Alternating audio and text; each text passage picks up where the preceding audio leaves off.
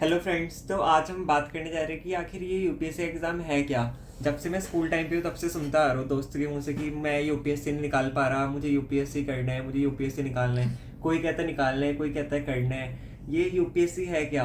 हर किसी बंदे के नाम मुंह से मैंने आज तक यही सुना है कि यूपीएससी का एग्ज़ाम देना है, यूपीएससी क्लियर करना है।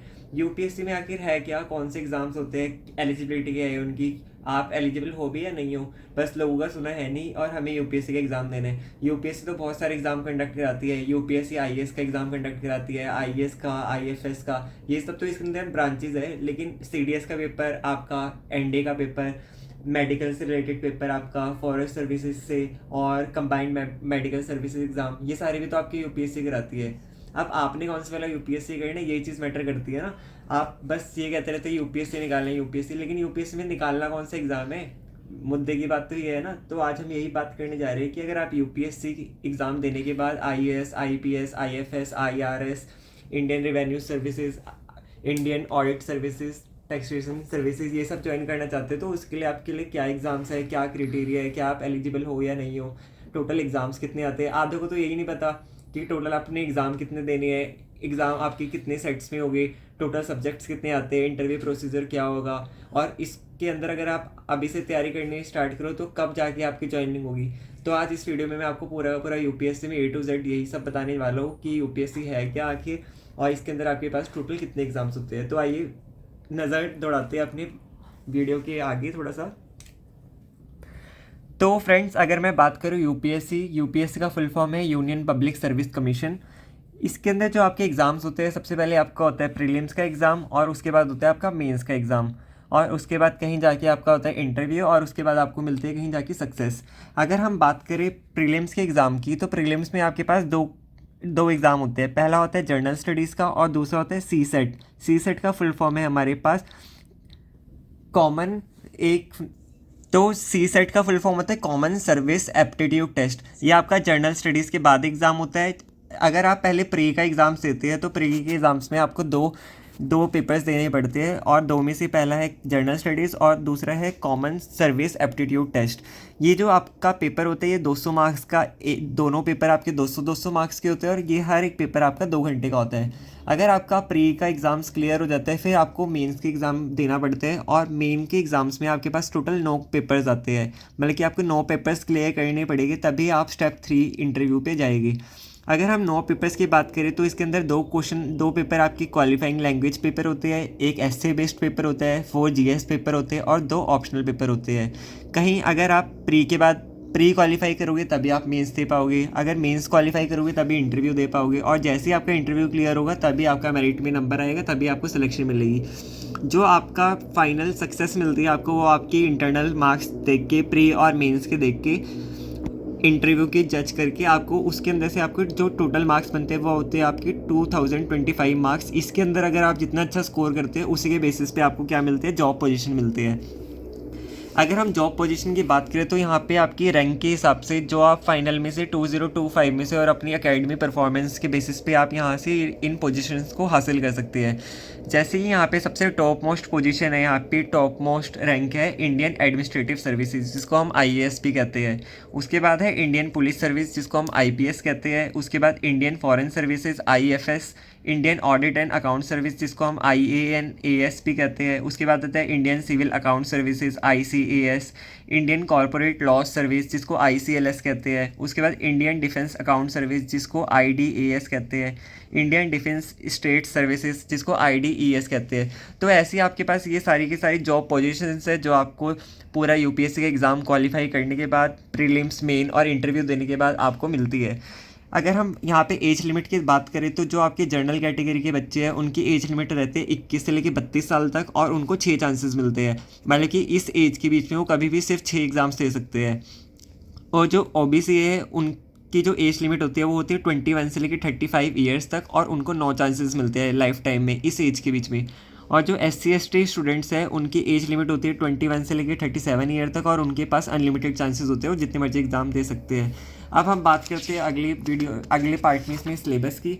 जो आपका सबसे पहला पार्ट होता है वो होता है आपका यूपीएससी प्रीलिम्स। इसको हम पेपर 1 भी कहते हैं, और इस पेपर का नाम है जनरल स्टडीज़। इस पेपर में आपसे आते हैं तो पेपर 1 को हम जर्नल स्टडीज़ भी कहते हैं। इसके अंदर जो आपका पेपर होता है वो 100 क्वेश्चंस आते हैं, उसके अंदर 200 मार्क्स के, और इसको करने के लिए आपको 2 घंटे मिलते हैं। अगर मैं इसके सिलेबस की बात करूँ तो इसमें आपसे current events of national and international importance पूछे जाते हैं, history of India and Indian national movements पूछी जाती है, इंडियन एंड वर्ल्ड जोग्राफी पूछी जाती है, जिसके अंदर आपकी physical geography, social economic geography of India and the world पूछी जाती है। इसके बाद आपसे इंडियन पॉलिटी के क्वेश्चन पूछे जाते हैं, इंडियन गवर्नेंस के क्वेश्चन पूछे जाते हैं, जैसे कॉन्स्टिट्यूशन से related, political system, Panchayati Raj, public policy, right issues etcetera. और इसके बाद आपसे इसमें पूछा जाता है इकोनॉमिक एंड सोशल डेवलपमेंट के बारे में, जैसे sustainable development, poverty, inclusions, demographics, social sector initiatives etcetera. और इसके अंदर आपसे पूछा जाता है जैसे जनरल इश्यूज जो होते हैं आपके एनवायरनमेंट इकोलॉजी को लेके, बायोडाइवर्सिटी को लेके, क्लाइमेट्स को लेके, और इन सब्जेक्ट से स्पेशलाइजेशन जो आपकी जनरल साइंस होती है। तो आपका पार्ट 1 में आपसे ये सब सिलेबस पूछा जाता है। जैसे ही आपका पेपर 1 ओवर हो जाता है उसी दिन कुछ टाइम के बाद आपका पेपर 2 होता है। पेपर 2 को हम शॉर्ट में सी सेट भी कहते हैं, जिसका फुल फॉर्म है सिविल सर्विस एप्टीट्यूड टेस्ट। जो आपका सी सेट है इसके अंदर इसको जर्नल स्टडीज़ 2 भी कहते हैं पेपर को, और सी सेट क्वालिफाई करना बहुत ज़्यादा ज़रूरी है। अगर आप सी सेट क्वालिफाई करोगे तभी आप यूपीएससी में मेंस के बाद प्रीलिम्स एग्ज़ाम दे पाओगे, प्रीलिम्स के बाद मेंस दे पाओगे। इसके अंदर आपको 33% स्कोर करना जरूरी है, जो कि आपके 66 मार्क्स बनते हैं। इसके अंदर आपसे comprehension based question, interpersonal skills including communication skills, logical reasoning, analytical ability, decision making and problem solving, general mental ability, basic numeracy, numbers and their relations, orders of magnitude etcetera. ये इसमें आपसे class 10th level तक का पूछा जाता है सब कुछ। डाटा इंटरप्रिटेशन हो गया, जैसे charts, graph, table, data sufficiency, जो आपकी क्लास 10th तक की पूरी सब्जेक्ट्स में होता है वही सब आपसे इस पेपर में पूछा जाता है। अगर हम पेपर 1 की बात करें तो इसको बहुत सारे बच्चे देते हैं, लेकिन प्रीलिम्स निकालना इतना आसान नहीं है, इसलिए मेंस तक बहुत ही कम बच्चे पहुंचते हैं। लेकिन अगर आप एनसीईआरटी के थ्रू प्रिपरेशन करते तो आपका प्रीलिम्स बहुत आसानी से निकल जाएगा। अब अगर मैं बात करूं कि प्रीलिम्स देने के बाद अगर आपको मेंस, आपका प्रीलिम्स क्लियर हो जाता है, फिर आपको मेंस में जाना है, तो मेंस में आपके पास टोटल 9 पेपर होते हैं, जो कि आपके 1750 मार्क्स के होते हैं। और ये सारे पेपर कौन से होते हैं आपके रिटर्न। इससे पहले जो आपका प्रीलिम्स में पेपर थे वो सारे के सारे क्या थे, आपके एमसीक्यू बेस्ड थे, और जो मेंस के अंदर है वो सारे आपके क्या है, रिटर्न पेपर है, सब्जेक्टिव पेपर है। इसके अंदर टोटल आपके पास 9 पेपर है। इसको हमने डिवाइड करा है paper A, paper B, paper 1, 2, 3, 4, 5, 6, 7।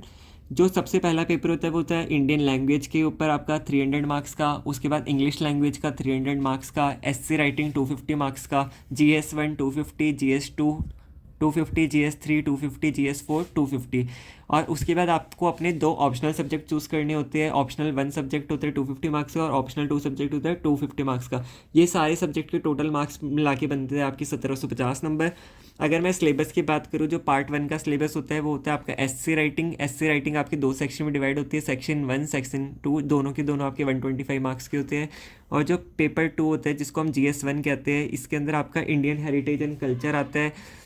इसके अंदर आपका history and geography of world and society आती है। और जो पेपर 3 है आपका, इसके अंदर आपका आता है governance, constitution, polity, society, justice, international relation वगैरह वगैरह।